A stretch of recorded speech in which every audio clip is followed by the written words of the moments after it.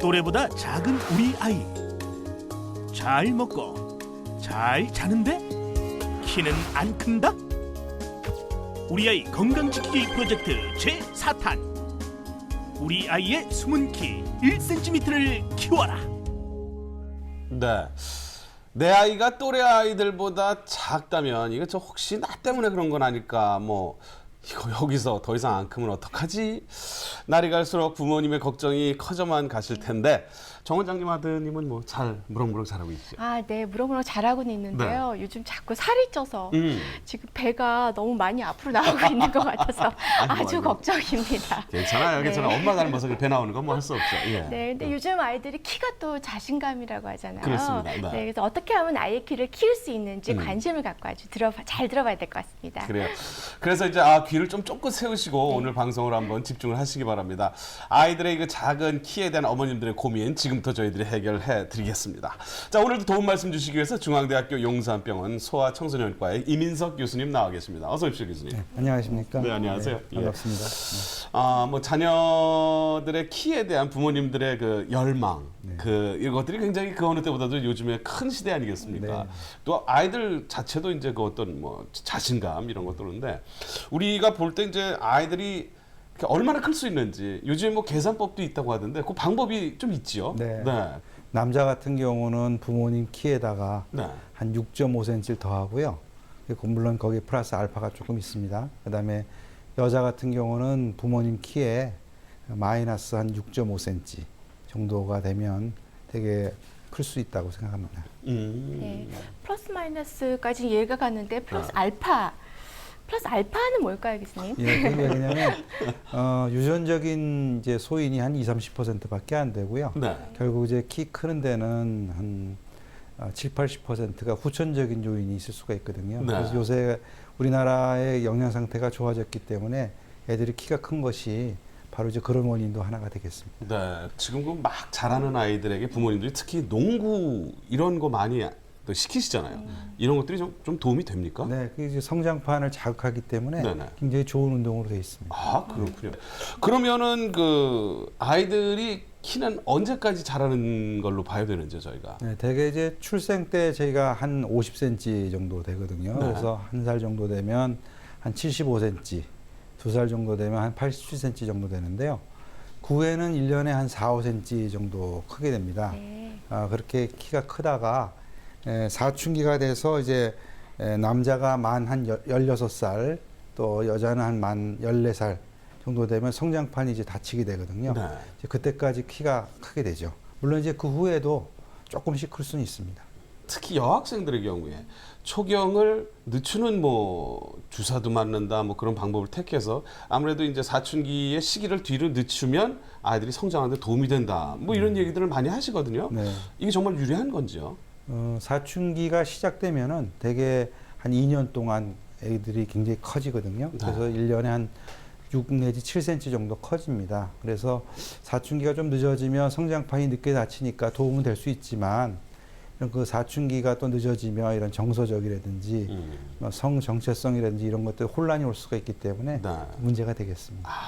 그렇군요. 좀 여러 가지 고려를 많이 해봐야 될 것 같아요. 자연스러운 게 제일 그렇죠. 최고인 것 같습니다. 네, 근데 대부분의 이제 부모님들 중에 뭐 부모가 작으면 아이도 작으려니 할 때가 많잖아요. 뭐 유전적이라고 근데, 생각하면. 그렇죠. 네. 근데 오히려 부모님 키는 굉장히 큰데요. 아이들이 좀 작은 가끔 네, 그런 경우가 그런 있죠. 집안도 있더라고요. 네, 물론 이제 네. 부모님의 그 유전자가 애들한테 다 내려온다면은 100% 영향을 받게 되는데요. 네.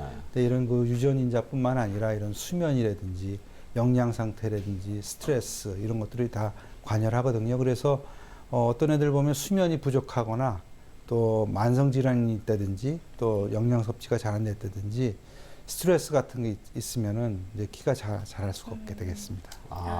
이 아이들 그 자라는데도 여러 가지 요인이 문제가 될 수 있군요. 자녀의 발육, 자 성장 상태를 이제 어떻게 진단하는지 저희들이 준비했거든요. 함께 화면 보시죠.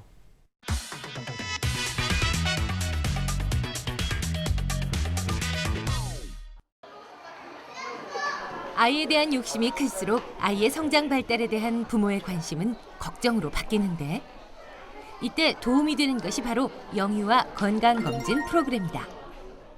이 연령층의 특징을 잘 감안해서 질병의 조기 발견이 아니고 건강한 아기를 키우는 게 목표이기 때문에 키 크는 거, 체중 느는 거, 머리둘레 크는 거, 그리고 성장, 발달의 시기에 제 시기에 걷는지, 제 시기에 말하는지 이런 걸 봐주는 게 훨씬 더 이 건강한 아이로 자라는가를 체크해 줄 수 있다는 거죠. 영유아 건강검진을 받으려면 먼저 아이의 성장과 관련된 문진표를 작성하고 아이의 발달과 정서에 문제가 없는지 발달 검사를 한다. 이후 연령이나 환경에 따라 아이의 성장 속도가 달라지므로 키가 잘 자라고 있는지 또래 친구들과의 성장 속도를 비교해 본다. 평생 건강한 치아를 위해 구강 검사 또한 빼놓을 수 없는데 잘못된 수유 습관이나 생활 습관으로 인해 충치가 생기지는 않았는지 점검해 본다. 또한 아이의 머리둘레를 잴으로써 발달 상태는 물론 머리둘레의 비정상적인 증가 상태에 따라 발생할 수 있는 소뇌증, 대뇌증 등을 조기에 발견할 수 있다. 이외에도 시력 검사를 통해 근시, 원시 등을 확인할 수 있는데 숫자를 읽을 수 있는 나이라면 한눈씩 가려가며 검사가 가능하다. 대상은 우리가 6번 해주는데 4개월, 9개월, 1세 미만에 2번을 해요. 이때는 훨씬 더 빠르게 변화되는 시기이기 때문에 그 다음에 1년에 한 번꼴인데 9개월 다음에 18개월, 30개월, 42개월, 그 다음에 이제 54개월 이렇게 해서 6번을 해주죠. 30개월까지 들어가죠. 18개월 되면 30개월. 그렇게 해서 6번. 그러니까 30개월부터 36개월까지 하기 때문에 그 이후는 대개 3세, 4세, 5세로 생각하시면 돼요.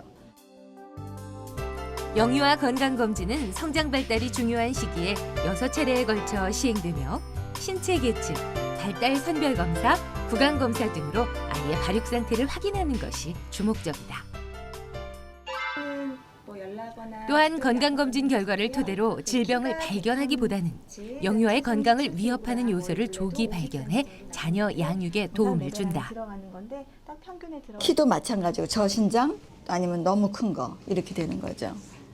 그러니까 저성장증이라는 건 이제 병이기 때문에 그건 3%알 미만이거든요. 근데 우리 영유아 검진에서는 5%알 미만을 일단 요주의 상황으로 보고 있어요. 그래서 5%알 미만이면 일단 그 소아과에서 왜 이렇게 안 크는지를 좀 더 원인을 찾게 돼 있죠.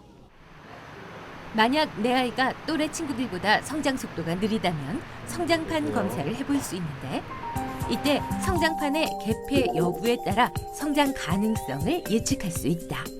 키가 자란다는 건 성장판에서 위아래 수직으로 이제 그 성장을 하게 되는 것들인데 성장판 다쳤다는 거는 더 이상 거기서 뼈가 자라지 않는다는 말이거든요. 나이와 상관없이 다치게 되버리면 더 이상 거기서 성장을 할 수 없게 되는 거죠. 뒤늦게 후회하지 말고 영유아기부터 내 아이의 성장 발달 상태를 정기적으로 확인하자. 네, 아이들의 성장 과정을 어렸을 때부터 아주 주의 깊게 잘 살펴봐야 될 것 같아요. 그럼 네. 좋죠. 네. 네, 교수님, 만약에 저신장증으로 진단이 된다면 어떤 치료를 받게 되는 건가요? 네, 조금 전에 말씀드렸지만 이제 질병 같은 게 있으면 우선 질병 치료를 해줘야 되겠죠. 원인을 잘 알아가지고 또 만성병 같은 게 있으면 그걸 치료를 해주셔야 되겠고요. 그렇지 않다면은 저희가 이제 성장 호르몬 치료를 할 수가 있습니다. 근데 성장 호르몬 치료를 할 때는 반드시 이제 정확한 검사를 하시고 네. 거기에 적응증이 됐을 경우에 할 수가 있겠고요. 그 외에도 뭐 우리가 생활 습관으로 잠을 충분히 자게 한다든지 운동을 한다든지 또 음식 섭취를 잘하게 한다든지 그런 것들이 필요하겠습니다. 아, 그렇군요. 그 요즘에 그 아이들에게 이제 성장 호르몬 주사를 이제 투여하는 경우가 굉장히 많은데요. 우리가 이렇게 볼 때 정상적이라고 생각되는 아이들에게도 이 성장 호르몬을 주입시키면 어떻게 키가 더 커지는 겁니까? 정상적인 애들한테는 성장 호르몬이 필요 없고요. 네. 성장 호르몬이 필요한 경우는 이제 성장 호르몬이 결핍이 됐다든지 또 이런 만성 신부전 같은 게 있어서 성장 호르몬이 잘 만들어지지 않다든지 또 모른 터너 신드롬 같은 경우도 있습니다. 이제 그런 염색체 질환인 경우에 할 수 있고요. 성장 호르몬을 맞는다고 해서 다 크는 건 아니고요. 여러 가지 그 환경 인자라든지 다른 그 유전적인 인자뿐만 아니라 여러 가지 원인이 있기 때문에 그것이 다 종합적으로 맞아야지 클 수가 있기 때문에 꼭 성장 호르몬 맞아서 키 큰다고 할 수는 없습니다. 왜 맞벌이 부부들 같은 경우 네. 너무 바빠서 바쁘시죠? 아이가 키가 작은지 그대로 좀 넘어갈 때가 많잖아요. 무심코 그냥 네, 지나가 그냥 버리는 그쵸. 거죠.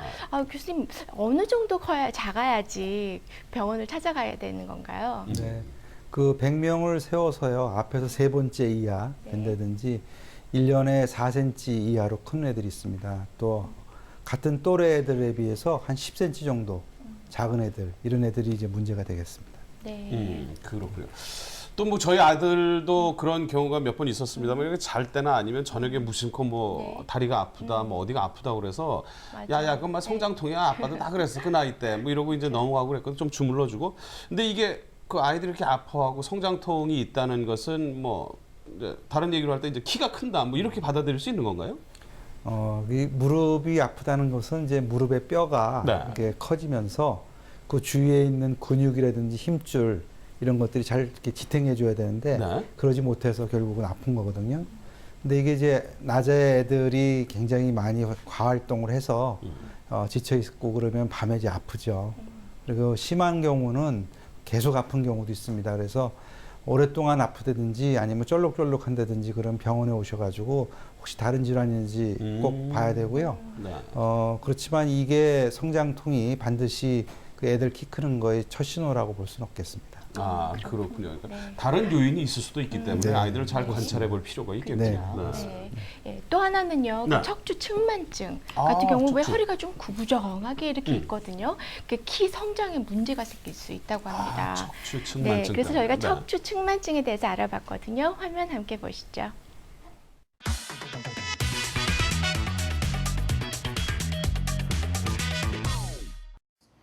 측만증에 전형적으로 한창 외모에 관심이 많은 15살 소녀 은지야.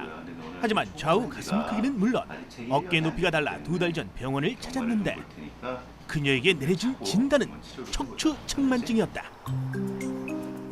척추 측만증이란 척추가 옆으로 휘거나 굽은 상태로 10살이 넘어 성장이 활발한 사춘기에 집중적으로 발생한다. 전체적으로 측만증의 원인은 모르는 경우가 일단은 대부분입니다. 아는 경우는 그런 특정 질환, 신경계 질환이나 근육계 질환 또는 대사성 질환 이런 것들 때문에 조금씩 이상이 있는 경우가 어느 정도 한 10% 정도가 밝혀지고 있고 나머지 80% 내지 90%는 그냥 자연적으로 생기는 경우가 가장 많죠. 그래서 주기적으로 엑스레이를 찍어본다든지 어린이가 크면서 몸이 좀 형체가 이상해진다든지 자세가 뒤틀어진다든지 또는 어깨 높이가 달라진다든지 구부릴 때 등의 높이가 달라진다든지 이런 것들을 부모님이 관찰을 하게 되면은 즉각 데리고 와서 검사를 한번 받아야 되겠죠.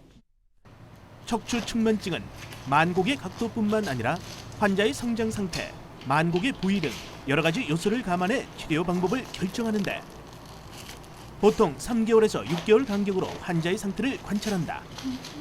이때 만곡이 악화되거나 만곡이 20에서 40도인 경우에는 은지처럼 보조기를 착용한다.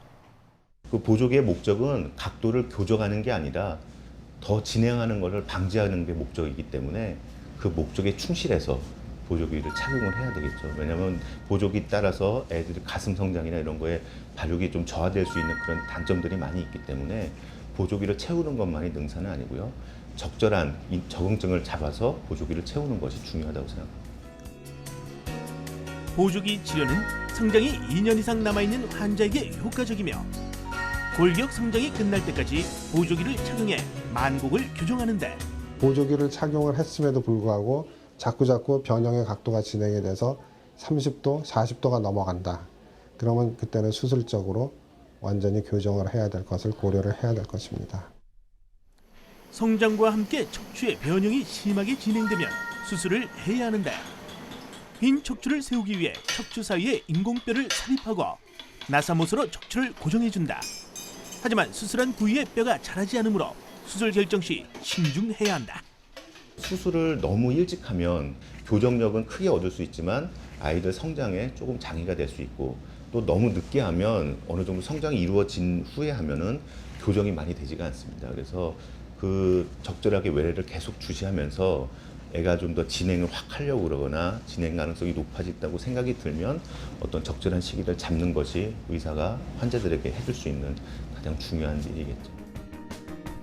척추 측만증을 예방하기 위해서는 생활 속 바른 자세는 물론 꾸준한 운동으로 척추 근력을 키울 수 있도록 어릴 때부터 지도해야 한다. 아, 네. 네. 척추 측만증 수술한 부위는 자라지 않는군요.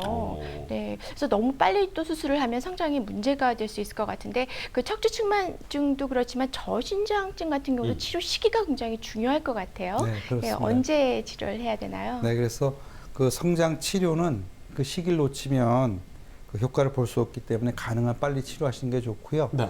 특히 그 애들이 그 제2 성장 급증기라고 그래서 대개 남자아이 같은 경우는 초등학교 6학년, 여자아이들은 경우는 초등학교 4학년 요때가 이제 시작하면은 굉장히 좋겠습니다. 아, 그 정도가 가장 적절한 시기라는 말씀을 네. 해주셨는데 그러면 이제 교수님 뭐 좀 성급합니다만 아이들이 키가 좀 쑥 클 수 있게 하는 방법 우리 생활 속에서 몇 가지 방법들 좀 있으면 소개를 좀 해주시죠. 네, 우선 그 운동에 네. 대해서 조금 말씀드리면 성장판을 자극하는 그런 운동이 좋겠습니다. 예를 들면 배구라든지 네. 농구라든지 이렇게 점프를 하고 위로 이렇게. 그렇지만 이제 역도라든지 뒤에서 뛰어내리는 운동은 도리어 성장판을 손상시킬 수 있기 때문에 안 하시는 게 좋고요. 그래서 이런 운동을 한 20-30분 정도 하루에 그리고 일주일에 한 5회 이상 하면 좋겠습니다. 네. 그리고 또 우리가 영양소를 골고루 섭취를 해야 되는데요. 우리 5대 영양소라고 하는 뭐 지방이라든지 단백질, 당분, 비타민, 그런 미네랄 이런 것들 다 잘 먹어야 되는데요. 특히 이제 무슨 해초류라든지 또는 그 지방이 적은 살코기, 콩 이런 뭐 미역, 다시마 같은 이런 것들이 굉장히 좋거든요. 이제 그런 것들 잘 먹고 네. 또 하나 중요한 거는 수면입니다. 우리가 수면. 네. 그 수면을 많이 잔다고 좋은 게 아니라 정말 자더라도 깊은 잠을 자는 게 중요한데 그 성장 호르몬은 보통 밤 10시부터 새벽 2시까지 주로 분비되거든요. 그래서 조금 일찍 자는 게 좋겠고요. 예를 들면 뭐 8시간, 9시간 자는 게 좋다고 그러는데 저녁 한 10시부터 새벽 5시 또는 뭐 9시부터 뭐 새벽 한 6시까지 자는 게 좋고요. 네. 12시에서 8시에 자는 그런 것보다는 훨씬 성장 호르몬 분비가 많이 되기 때문에 일찍 자는 게 좋겠습니다. 그렇군요. 저희 막내 동생이 그 중학교 때 이 아마 레슬링을 했어요. 네. 아주 무거운 거 맨날 들고 애가 그냥 땅바닥에서만 막 기어다니더니 결국 키가 잘 안 크더라고요, 얘가. 그렇군요. 근데 교수님 오늘 말씀 들어보니까 그런 것도 어떤 요인이 될 수 있고 아이들도 굉장히 바쁘네요. 잠 잘 자야지요. 운동 좋은 거 해야죠. 잘 먹어야지요. 네. 네. 자, 우리 부모님들 잘 오늘 들으셨는지 모르겠습니다. 예, 많은 거 참고가 되셨으리라 믿고요. 자, 오늘도 중앙대학교 용산병원의 이민석 교수님 말씀 감사드립니다. 고맙습니다. 네, 감사합니다. 자, 이번 순서는 생활 속 건강 지침서죠. 고도일의 건강 백과 시간입니다. 네, 오늘은요, 넘어지거나 엉덩방아를 찌고 난 후에 허리 통증이 심해지면 의심해 볼 수 있는 압박골절에 대해서 알아보겠습니다.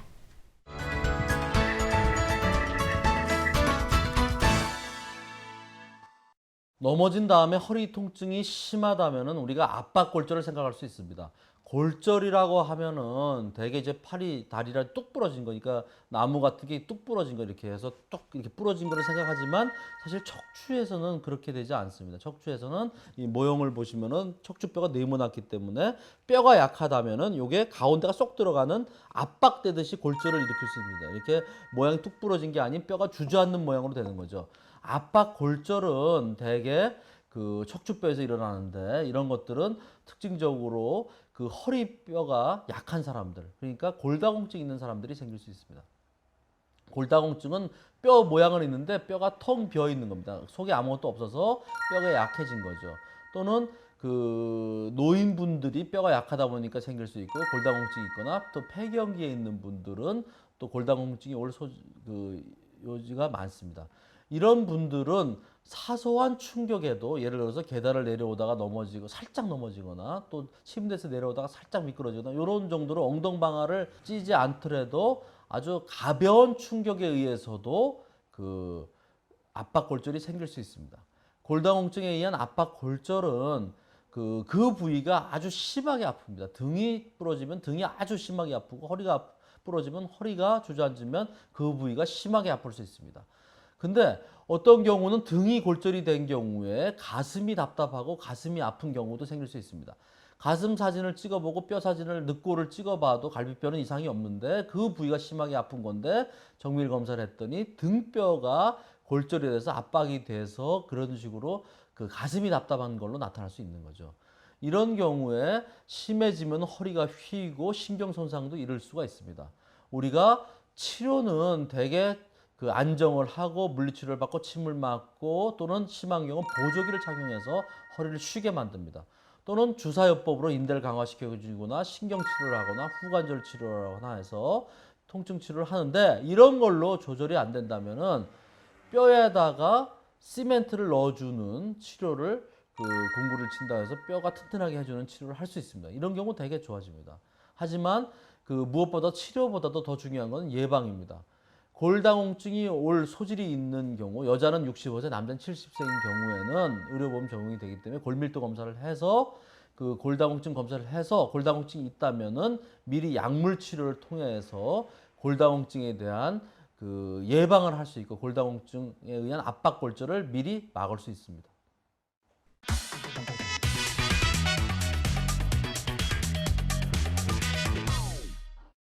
네, 사소한 충격에도 압박 골절이 생길 수 있다고 하니까 압박 골절을 예방하기 위해서는 정기적으로 골밀도를 검사를 해봐야 될 것 같습니다. 네. 네, 또 골밀도가 마이너스 3 이하인 경우에는 의료보험이 적용이 된다고 하는데요. 근데 저신장증도 진단된 후에도 보험 혜택을 받을 수 있다고 합니다. 네. 그래서 저신장증 치료 시 참고를 꼭 하시고요. 도움이 될 것 같아요. 그리고 자세한 내용은요. 국민건강보험공단 1577-1000번, 1577-1000 번으로 문의하시면 좋을 것 같습니다. 그래요. 네. 예.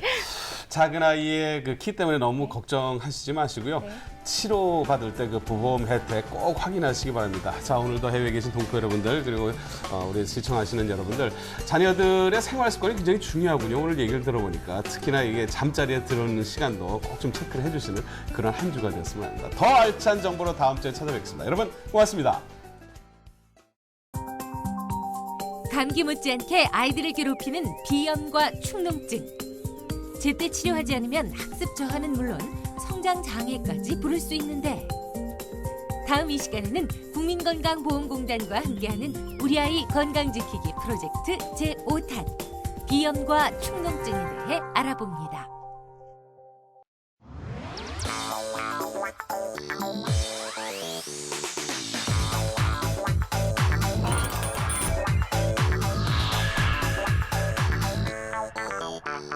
Ow.